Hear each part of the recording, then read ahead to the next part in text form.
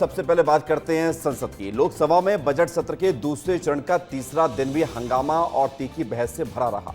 Speaker Om Birla ने अपने खिलाफ लाए गए अविश्वास प्रस्ताव पर अपनी बात रखी, जिसके बाद सदन की कार्यवाही फिर से शुरू हुई। लेकिन असली बवाल तब जरा मच गया जब नेता प्रतिपक्ष राहुल गांधी खड़े हो गए बोलने के लिए। राहुल गांधी ने महज कुछ मिनट ही बोला, लेकिन उसके बाद सदन में सियासी पारा हाई हो गया। राहुल गांधी के सवालों के जवाब पेट्रोलियम मंत्री हरदीप सिंह पुरी देते हुए नजर आए। हुआ क्या संसद में दिन भर, आप इस रिपोर्ट को देखिए। माननीय सभासदों, माननीय अध्यक्ष जी, आप प्रश्नकाल चलने देना नहीं चाहते तो बैठे। आप प्रश्नकाल नहीं चलने देते, सदन की कार्रवाई आज 12 बजे तक के लिए स्थगित की जाती है। लोकसभा बजट सत्र का दूसरा चरण और दिन तीसरा, कार्यवाही शुरू हुई और केवल 2 मिनट में स्थगित भी कर दी गई। हंगामा रोज की तरह हो रहा था, लेकिन कुछ अलग था तो वो थे चेयर पर बैठे ओम बिरला। एक बार फिर 12 बजे कार्यवाही की शुरुआत हुई। इस बार ओम बिरला ने अपने खिलाफ लाए गए अविश्वास प्रस्ताव पर अपनी बात रखी। ये सदन समाज के अंतिम व्यक्ति में खड़े हर व्यक्ति की आवाज बने, ऐसा मैंने प्रयास किया। ये आसन किसी व्यक्ति का नहीं है, ये भारत की लोकतांत्रिक परंपरा, संविधान की भावना और इस महान संस्था की प्रतिष्ठा का प्रतीक है। सदन के कार्य संचालन नियम सदन द्वारा बनाए गए हैं, न सरकार ने न प्रतिपक्ष ने। ये नियम मुझे विरासत में मिले हैं। आसन के पास कभी भी माइक ऑफ या ऑन करने का बटन नहीं होता है।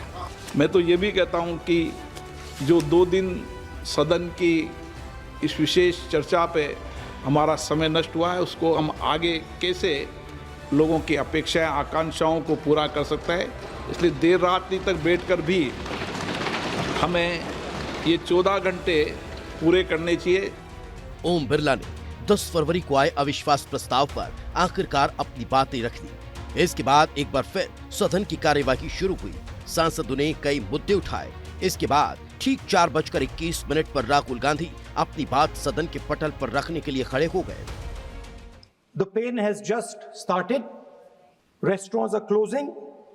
There's widespread panic about LPG. Street vendors are affected.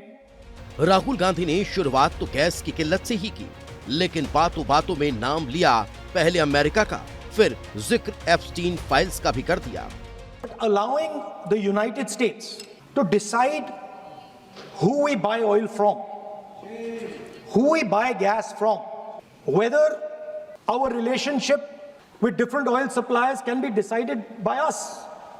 Who is the oil minister? That he is a friend of Mr. Epstein.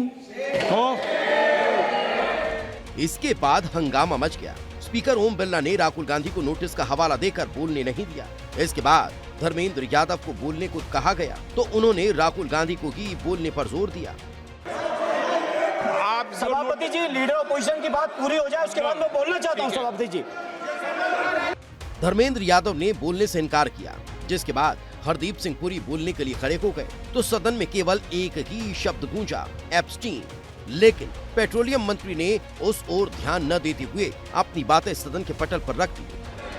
Before the crisis, approximately 45% of India's crude imports transited through the Hormuz route. Thanks to the Honorable Prime Minister's outstanding diplomatic outreach, Honorable Speaker Sahab, this is not the moment for rumor mongering or fake narratives. India is navigating the most severe global energy disruption in recorded history. In the last 5 days, LPG production has been increased by 28%. Modi government's foremost priority is that the kitchen of India's 33 crore families. Hardeep Puri ने ये साफ किया कि भारत में LPG की कमी नहीं है और अगर युद्ध लंबा भी चला तो भी भारत तैयार है। कुल मिलाकर सदन के अंदर आज खूब बहसबाजी हुई, खूब हंगामा हुआ और खूब सवाल जवाब हुए।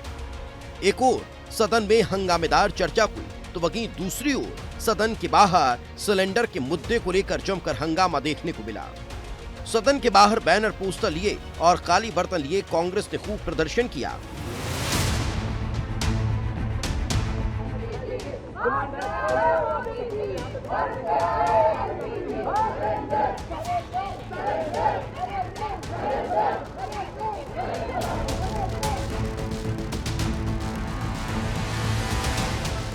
कुल मिलाकर आज के सत्र में भी हंगामा और सियासी हमले हावी रहे।